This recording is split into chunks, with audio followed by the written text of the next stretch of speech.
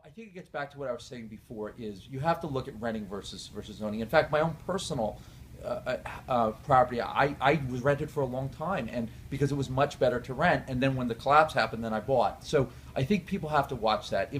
If now's a really good time because we still have record affordability. Interest rates, while they're not what they were at the bottom, they still are historically very, very low. It's a great time to lock in a rate. And it depends on what region you're in, but I think it's a really good time to buy a house now. So you have to look at rent, right. What does it cost economics of renting versus buying. Okay. It's very simple. What about the second thing? Because if you, and then let me just add one more piece to that.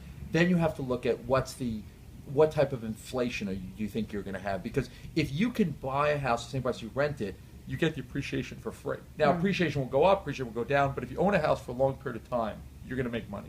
And if you look at the generations before, our parents and our grandparents, a lot of their wealth was created by just simply making a good decision. Yeah. You bought a house, and you're able to sell that house, and that was your nest egg. And I think that will happen again. Now, it won't happen regularly. You're not going to see regular increases. You'll see spikes up and spikes down. But if you can hold that house for a long period of time, you can afford that house, you stay in that house, that's going to create a lot of wealth over the next 20 or 30 years because real estate is going to track inflation. Would that be the second mistake, selling out too soon? I think that's right. I think people shouldn't view their house as a trade. They should view it as a place to live, and if they can afford it, they should do it. It's a great way to store wealth. Another lesson I think learned is don't over leverage it. Don't look at it as your piggy bank. Okay, people feel wealthier when their house goes up. So if you bought a house for $200,000 and you put a $150,000 mortgage on it, $160,000 mortgage, and now it's worth $300,000, you all of a sudden feel $100,000 wealthier. And I'll never forget, I had this contractor that I knew was always complaining that he was having cash flow problems, and one day he drove up to me in a Jaguar, into my house in a Jaguar. And I said, Keith, what are you doing with the Jaguar? He goes, it's so good it didn't cost me anything. I basically was able to refinance it into my house. I lowered my monthly payment because interest rates had gone down, and so I'm paying less on my house and I have the Jaguar for free.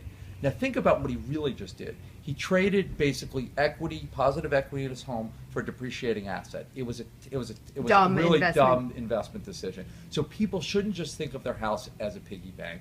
They should think about it as a way to create wealth over a long period of time. Of course, in terms of hardships or times you need it or for education or good investments, that's one thing. But for people to use it to just become a consumer, it's a terrible idea, especially because most things that people consume are dispensable and depreciated.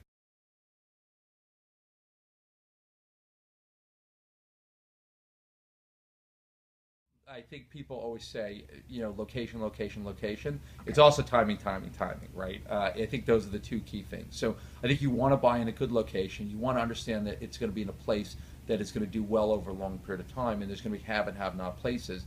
Certainly a lot of the Rust Belt places are going to suffer for a long period of time and probably will not get better.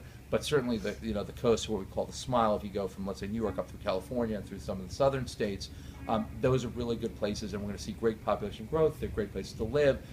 People, obviously, workers are going to want to live there, and companies are going to go where the workers are. So I think we've seen that a lot, and I think you want to buy in good areas, good locations, and then good areas within those locations. And that applies to you. I mean, absolutely. You're less about how the place looks and more about where it's located and what's the best time to get we into. start with where we should be investing. So as you mentioned, we do a lot of things, but let's just say in buying houses, which we have this platform that buys houses, we do a lot of macro research on where we're buying, and it's been two things. One is what's boom bust, so you can make money on the way back up.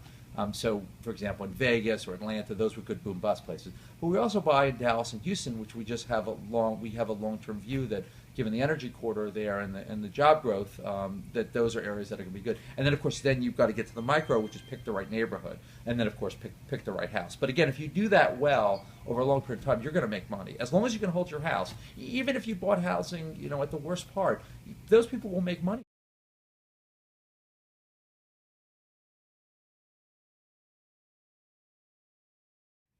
You have to believe in yourself, and of course, hard work pays off.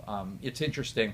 I coach a lot of people, and a lot of people have that issue with the entrepreneurial bug to leave, and whether they can really leave a paying job. I was at one of the best places in the world, Tishman Speyer. I love my job. I love my partners. It was really, really hard to leave, but I had this entrepreneur urge that I want to start my own. So if you believe in yourself and you have a good business plan, it really does work. And it took you how long before you left?